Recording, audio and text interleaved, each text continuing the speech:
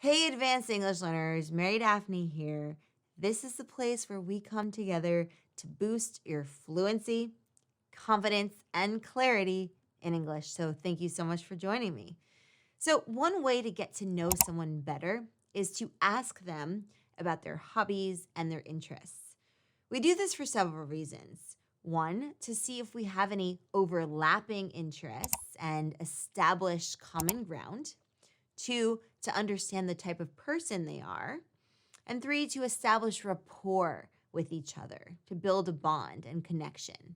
So, in this lesson, we're going to learn how to best answer the question about what interests you. Let's get started. So, when someone asks you about your hobbies and interests, they might say, "What do you do for fun? How do you unwind? What do you get up to when you're not running a company? What do you do during off hours? What do you do with your downtime?"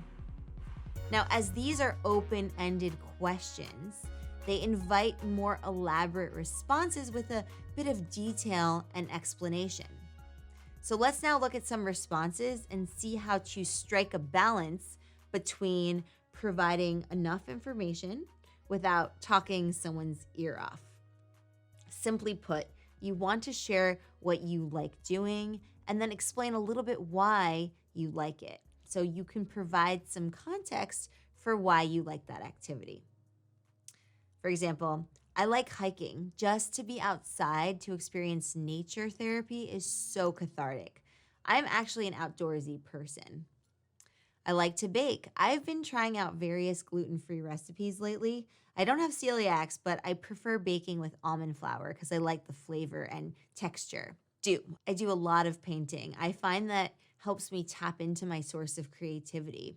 And I'm improving my technique with a few online tutorials I found on YouTube.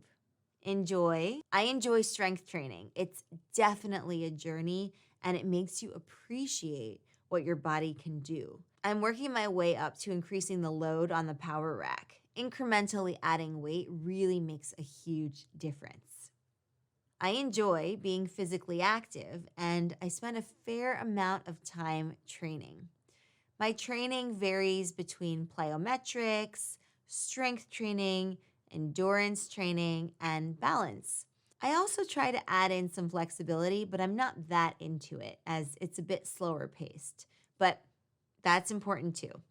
Recently, I've found that I spend a good amount of time practicing piano. It really soothes me. So, a little side note here, to spend a good amount of time or to spend a fair amount of time doing something is a humble way of expressing that you dedicate a lot of time on something, indicating that this is one of your top priorities. To be into. I'm into photography. I bring my camera everywhere I go, and I spend some time getting to know a place through my camera lens. I took a course on the different types of lenses, and it's extraordinary how much nuance you can capture based on the type of lens you use. Fascinating. I'm into running, specifically trail running. Where I grew up, there are a lot of hiking trails around, so I would just run a lot. It's physically intense, and you're surrounded by the beauty of nature. I find it's a workout for the body, mind, and soul. It really never gets old. So there you have it, advanced English learners, talking about your hobbies in more detail and saying why you like your hobby helps the person get to know you a little bit better and also ask some questions.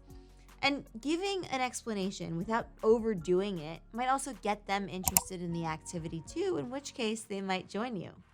So now that I've shared our strategies, can you think of other ways to describe your hobbies and your interests?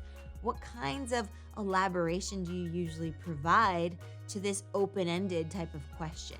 So share that with me and the advanced English community in the comments down below. Thank you so much for joining me. Don't forget to smash that like button, subscribe, and turn on notifications so that you don't miss any lessons or live streams. I will see you in the next lesson. Bye for now.